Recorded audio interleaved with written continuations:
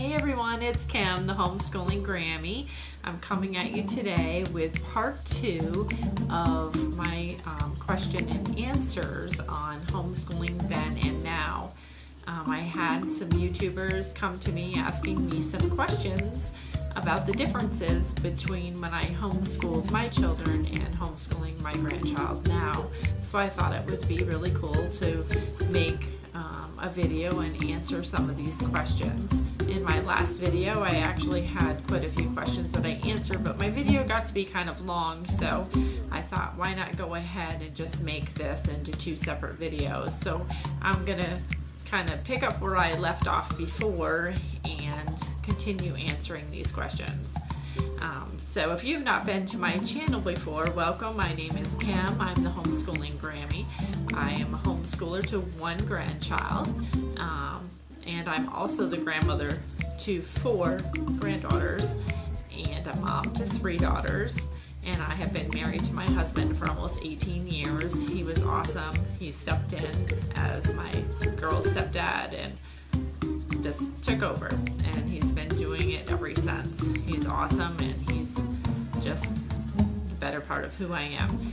But anyways, if this is something that you're interested in and you want to find out more about the differences between homeschooling then and now from my perspective, because everyone's perspective is different, go ahead and stick around and we'll get started. Okay, let's get started.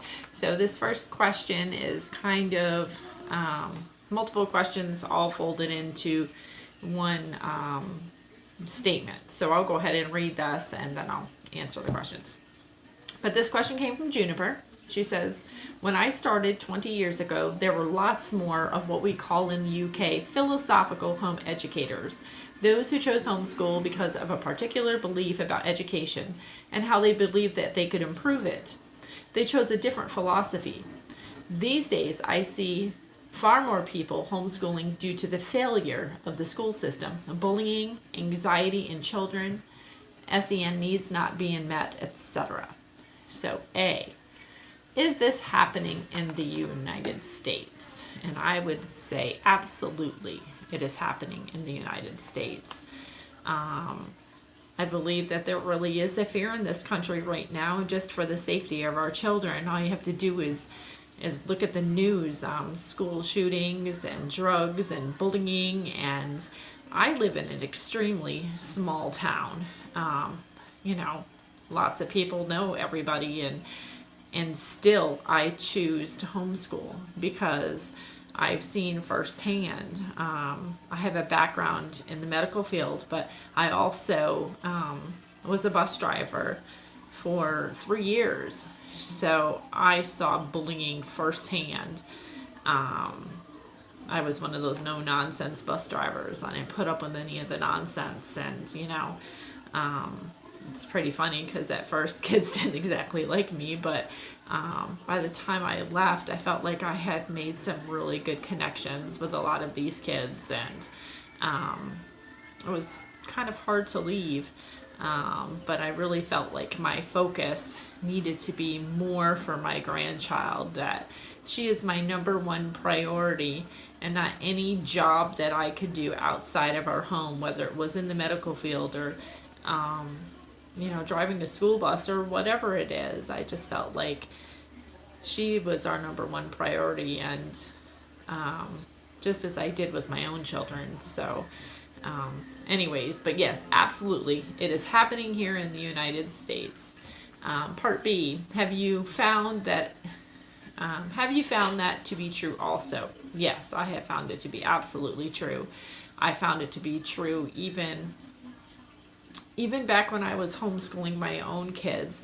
I mean, the drugs weren't as prevalent and the violence wasn't as prevalent, but there was bullying going on, and there was just stuff that was going on that I didn't feel that I wanted my kids exposed to, that I wanted them to learn to be accepting of all kinds of people and not just, a particular group of people or whatever it may be. I wanted them to have a biblical background and a love for Jesus Christ. So I just thought that that was really important then, and I think it's just as important now that we really are, in my opinion, our child's best teacher. Who better to teach our children how to make it in the world than we are? And then she says here, part C, have you found the reasons people now choose homeschooling to be different or the same than when you first started?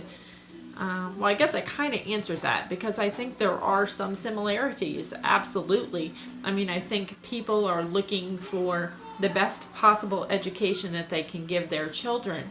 And for everyone, that looks different. Not everybody's, outlook on education is the same. Everybody has different goals in mind. Everybody has different morals and different ideas about what a good education is for their child, and it's up to everyone to choose that.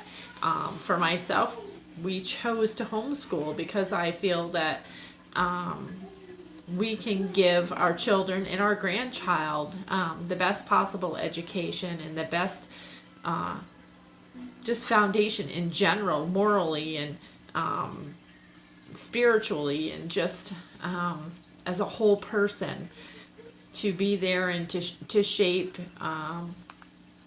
these little people's lives. My 3 grown daughters are doing super well out in the world now. They're loving, caring adults that have children of their own and are doing a really good job out there. So I would like to think that I had at least some part in that.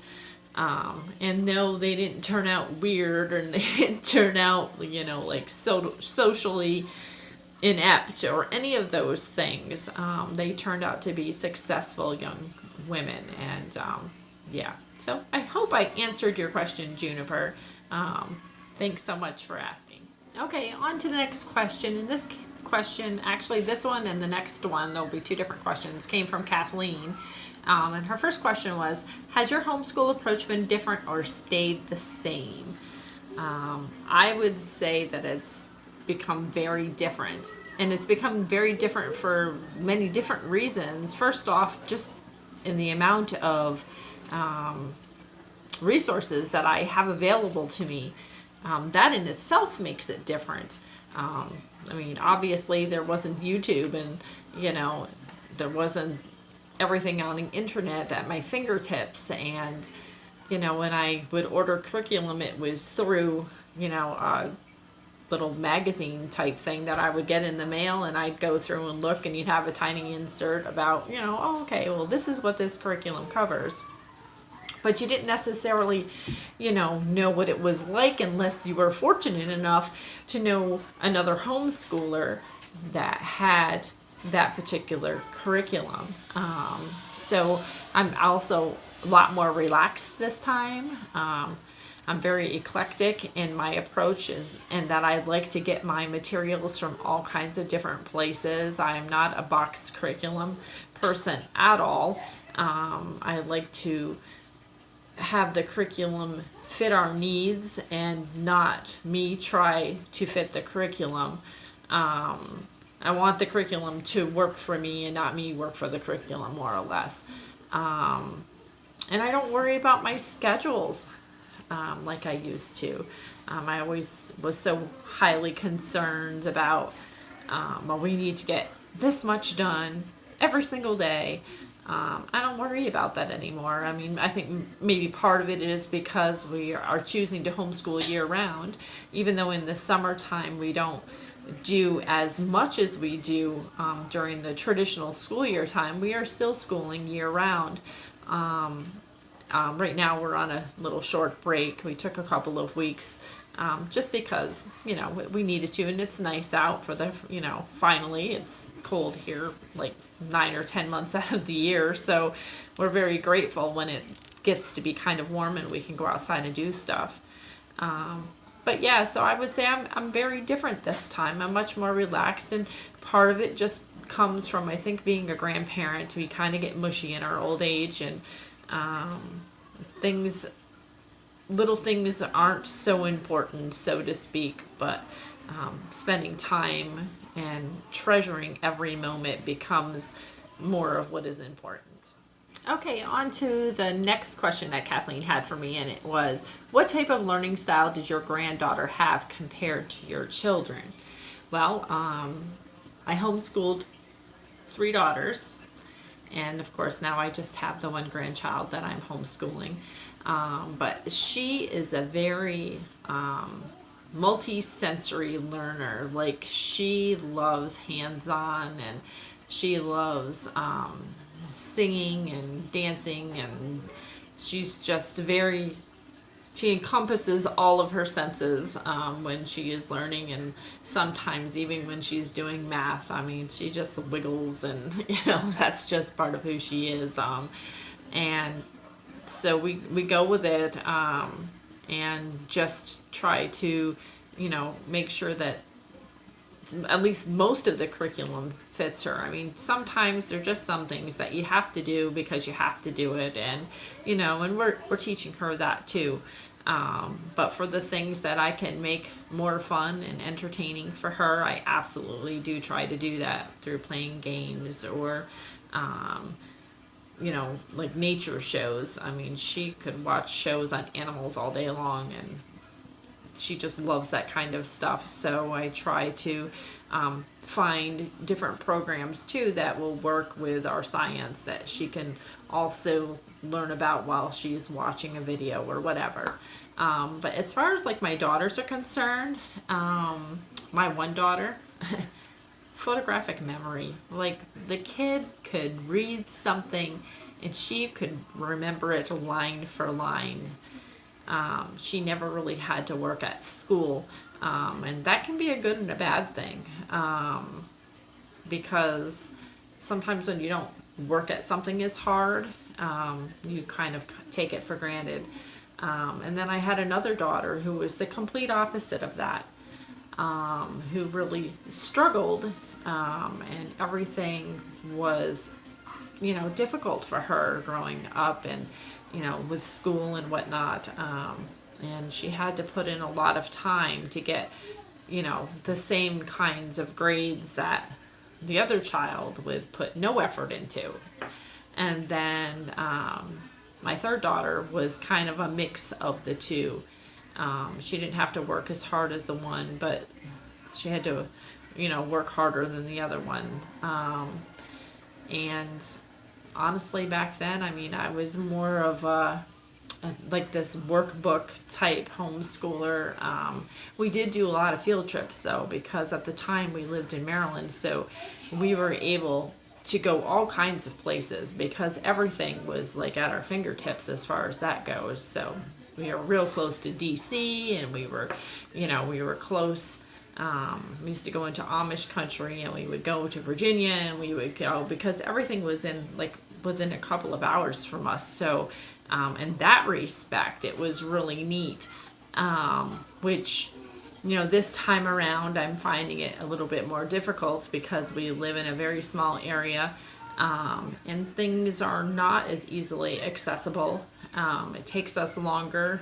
We have to be more diligent to plan field trips, and actually make sure that we do those kinds of things with her. And that sometimes means, planning in advance. Although we do go on a whim. I'm, known to do that. I'll just say, okay, we're going here tomorrow, and, we just pack up and go. But so anyways, Kathleen, I hope I answered your questions. Okay, on to the next question. And this one was posted by Rada Lopez, and she says, was it easier to homeschool your daughters, or is it easier to homeschool your grandbaby? More brick and mortar, more relaxed today, per the question asked. Anyways, so I would say it was more difficult then because of the lack of resources that I have now. But I would say, as far as where we are living, it's much more difficult in this particular state. The requirements are a pain right in the neck. So as far as what you need to do each year with quarterlies and yearlies and testing and all this other kind of stuff that this particular state requires. So that part is more difficult. Maybe not difficult, but a nuisance.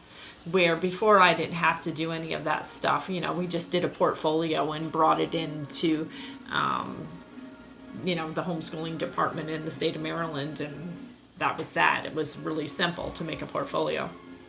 But yeah, easier now as far as materials go. The materials, like I said before, they're at our fingertips. You can just click on YouTube. You can, go on the internet, Google anything that you want.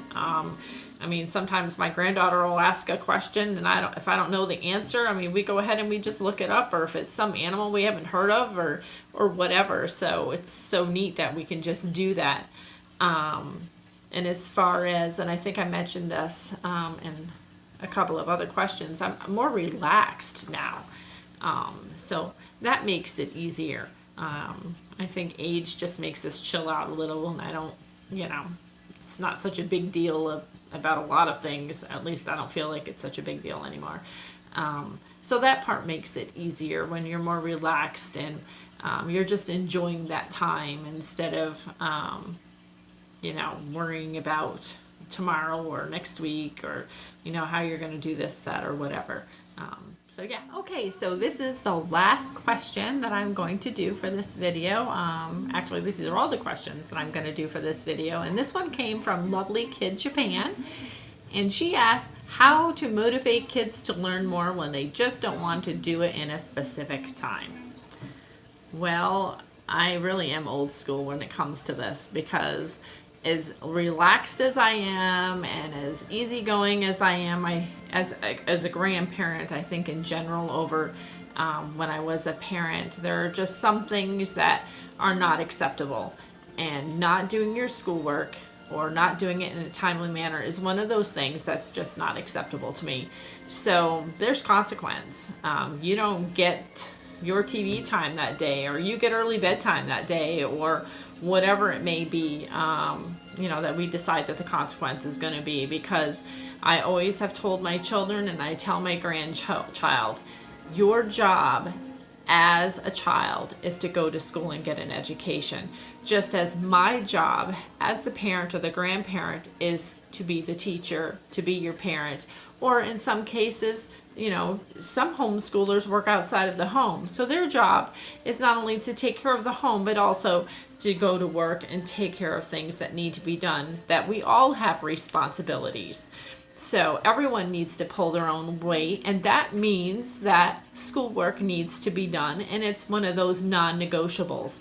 It's not even up for negotiation in our home. This is what's going to be done. If you want to do fun stuff later that day, then you're going to do the schoolwork now, or whenever that time of day happens to be, because we don't always necessarily do school in the morning. Depends on what's going on. Obviously, if we have appointments or if we have something that goes on during that morning, then school might get pushed later in the day, or we take school with us. We take school with us a lot.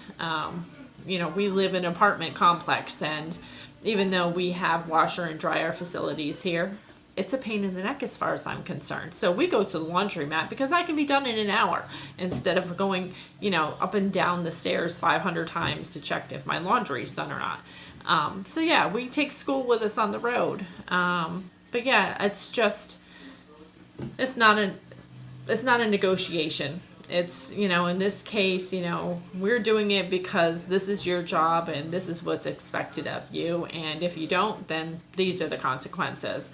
But we also try really hard to start our school day with prayer and Bible study. We try to make that the first thing that we do. So we're already getting right before God before we even start our day. And we talk about, the fact that, God's word says that, you need to honor your mother and your father, and you need not to lie. And, anybody who knows the 10 Commandments would know these things. But, these are just kinds of the things that, we do with her in the beginning of our day.